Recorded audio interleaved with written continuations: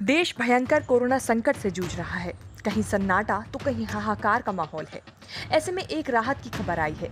Drugs controller general of India यानी DCGI ने corona के इलाज के लिए एक दवा के इमरजेंसी यूज को मंजूरी दे दी है।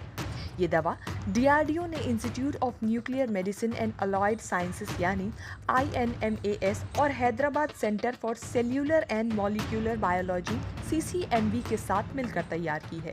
कोरोना के इलाज के लिए बनी इस दवा को अभी 2-डिऑक्सी डी ग्लूकोज यानी कि 2DG नाम दिया है और इसकी मैन्युफैक्चरिंग की जिम्मेदारी हैदराबाद स्थित डॉक्टर रेड्डी लेबोरेटरीज को दी गई है। दवा के सभी क्लिनिकल ट्रायल सफल साबित हुए हैं। दावा किया जा रहा है कि जिन मरीजों पर इसका ट्रायल किया गया उनमें तेजी से रिकवरी देखी गई। साथ ही मरीजों की ऑक्सीजन पर निर्भरता भी कम हो गई।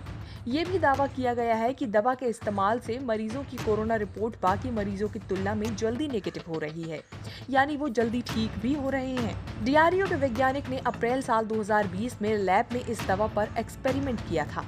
एक्सपेरिमेंट में पता चला कि ये दवा कोरोना वायरस को रोकने में मदद करती है।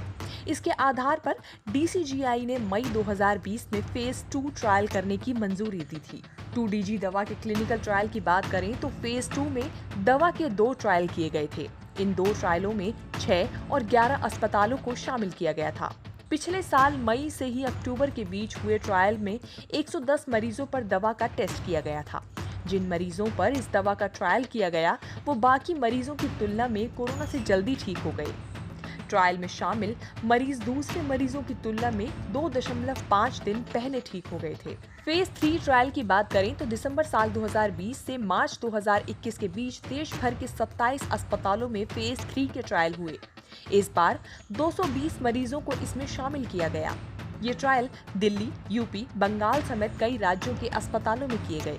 इस ट्रायल में जिन मरीजों को 2DG दवा दी गई उनमें से 42% मरीजों की ऑक्सीजन की निर्भरता तीसरे दिन खत्म हो गई, लेकिन जिन्हें दवा नहीं दी गई ऐसे में 31% मरीजों को ही ऑक्सीजन पर निर्भरता खत्म हुई, यानी दवा से ऑक्सीजन की जरूरत भी कम हुई।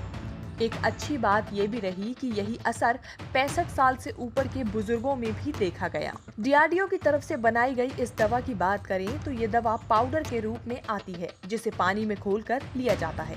ये दवा संक्रमित कोशिकाओं में जमा हो जाती है और वायरल सिंथेसिस और एनर्जी प्रोडक्शन कर वायरस को बढ़ने से रोकती है। इस दवा की खास बात यह है कि ये वायरस से संक्रमित कोशिकाओं की पहचान करती है।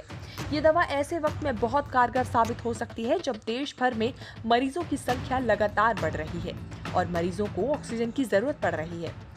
दावा किया जा रहा है कि दवा की वजह से मरीजों को ज्यादा दिन तक अस्पताल में रुकने की जरूरत भी नहीं होगी।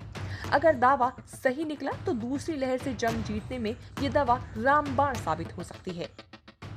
न्यूज़ तक ब्यूरो।